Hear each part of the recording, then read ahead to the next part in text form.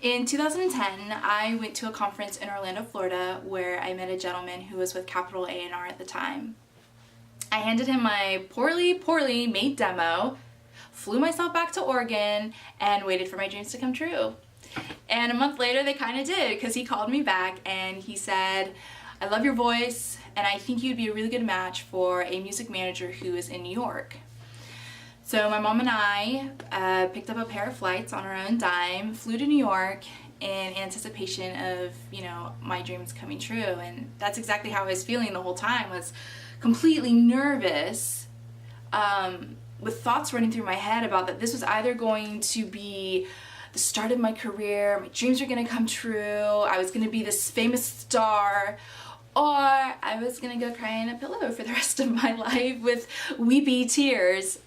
And the day came, I go up to 4th and Madison, the security guard lets me into the elevator, I go up the elevator, and the receptionist sits me in a corner for about 45 minutes as I'm waiting for Mr. Music Manager to show up.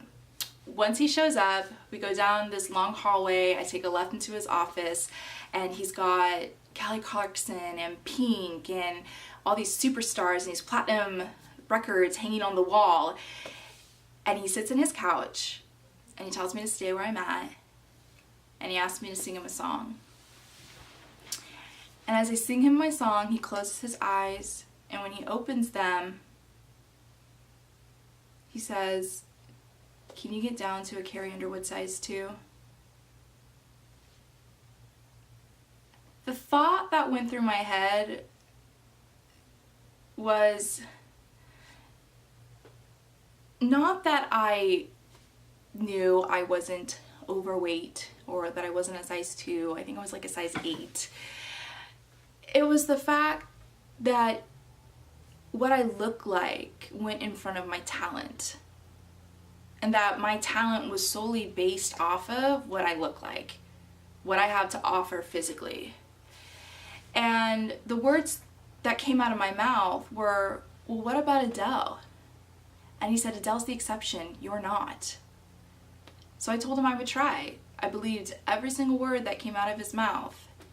He then asked if I had $20,000 and if I could come up with it. If I didn't, I would go to Nashville. I would write with some of the best songwriters in the business. I would get my hair and makeup done and get a professional photography session, and I can use that to build my website and all these things of stardom and dreams. And he sold me. He totally sold me. So I flew back to Oregon and I started the whole process of losing weight in not necessarily the most healthy of ways. I started selling all my stuff.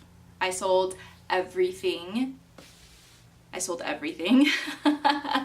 And I went around to all of my family and friends and strangers and was like, "Hey, I've got this dream.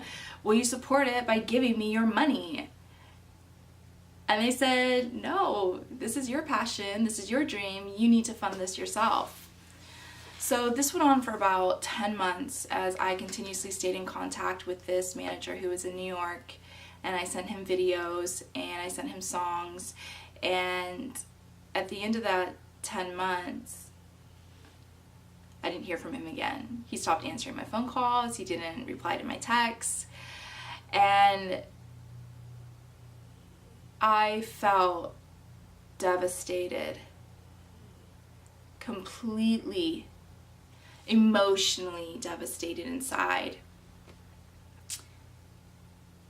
And I did the one thing that I knew how to do, and it was to go to my piano and just cry it all out. And as I'm sitting at my piano and I'm working on these chords, this idea of the fact that somebody can take away your value by telling you you're not good enough with the way you look because of the way you look, it absolutely ripped my heart into pieces, because it was the first time I ever felt that I wasn't worth anything because of who I was. Not because of what I could do, but because of this physical appearance. I wasn't good enough. And I'm one of those type of people where when you say I'm not good enough, I want to prove you wrong. And so I just remember sitting at my piano and I thought, I have got to be worth more than a Carrie Underwood size 2, and I've got to be worth more than $20,000. And at the time, the words that came were, you're the one who can climb a mountain, run into a battle and win. You're the one who can stand next to the tallest of trees and never feel the wind. Because the oceans might be raging and the storms they'll come. But you stand on this earth like a soldier. You are the one. And I repeated those words over and over to myself because I wasn't going to allow this guy to tell me that I didn't have value and that I didn't have worth. Because I believed that I did. And I was confident in who I was, at least I thought I was, at least. And so that's how the one developed. It was these words that I needed for myself to constantly say, it doesn't matter what people say about you. Go for it. Keep going. Keep moving.